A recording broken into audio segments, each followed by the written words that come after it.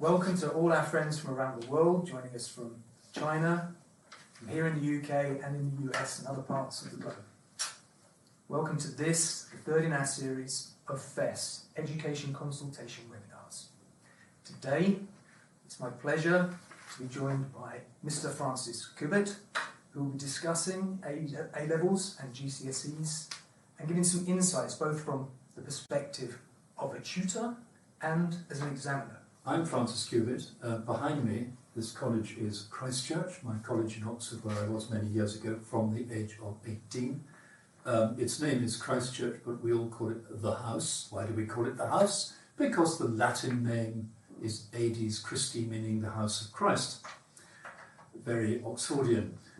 Back in England, I retrained at London University to be a teacher, and then I spent 15 years teaching business and economics, GCSE and A Level, in a large state school.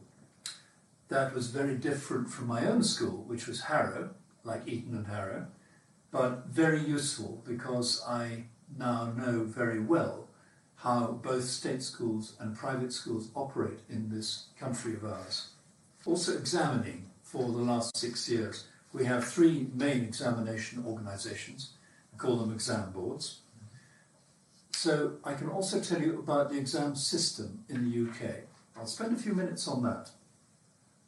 On the slide here, we have the normal system that is used in the UK in normal years. We have a student to follow. Her name's Wendy. Let's say she's 14 years old. Let's say that in September she starts the 2-year GCSE course. It's year 10 of the UK syllabus. She studies 9 subjects. Year 10, 3 terms. I'm not sure how clearly you can see this on your screens. You can probably see the presentation on your other devices. 3 terms, and usually a mock exam in the summer, over there, to check how Wendy's getting on. She's an able student, let's say, and she's near the top of her classes. The new school year begins in autumn. She's now in year 11. More work, more exam practice for Wendy. Mock exams near Christmas, just before Christmas, about there. Why are those useful? Her teachers can now estimate the grade that they expect Wendy will achieve in each subject. She's estimated 2 top grades, grade 9, 3 very good grade 8s, and 4 grade 7s. 1 grade 3, not very good in psychology. Now why is that? A lot of students think psychology sounds really cool and interesting, but actually they find it rather dull. The GCSE exams themselves come in May and June. There they are in red, if you can see that. And Wendy will get her exam results during the summer holidays. Francis, yes, can I ask a question? You mentioned that GCSE started for people in year 10. Yep. I've heard that sometimes they start a year earlier. Some schools begin those in year 9. That's absolutely right. Some schools do that. We'll discuss that. I do come to that a little later. Okay. This is about schools who are very, very worried about the number of top grades they get. Right. So to improve their standing, you see we have a crazy system of ranking schools, Right. of putting schools in a hierarchy. And the way to get to the top of your hierarchy is to get the best possible GCSE grades. So some schools start that course much earlier. I will come to that. I'm not very happy with that idea, but more later. Okay. Wendy's estimate of grade 3, by the way, in psychology, let's say, got her really angry. And she worked extremely hard and ended up with a grade 7. Excellent.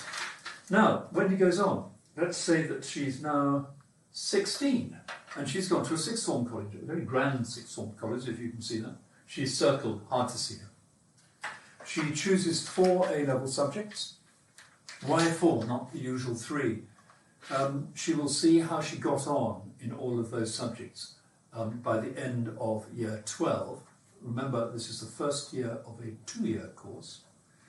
At the end of year 12, she can decide whether to drop one of those subjects to concentrate on doing even better in the 3 favourite subjects. Right. A level means advanced level. What's that about? Well, the law in the UK says that you're allowed to leave school, full-time schooling, at 16 years old after the GCSE, the General Certificate of Secondary Education. Wendy and many other students would like to go to university. Question for you: how will that university know that Wendy is able enough to study there? There are many universities and many different standards.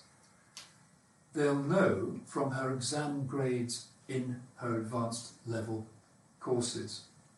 So universities actually themselves play a very important part in those advanced levels, because the assessment of exams, which is something I do, is designed to test students' abilities so that universities can see which is the best. Not just how many facts does Wendy know, it's tougher than that. How curious is Wendy? Can Wendy relate information to a particular situation and use it well? Can Wendy analyse information? Can Wendy argue a case? We'll look at this in a bit more detail when we look at top tips for getting top marks in exams.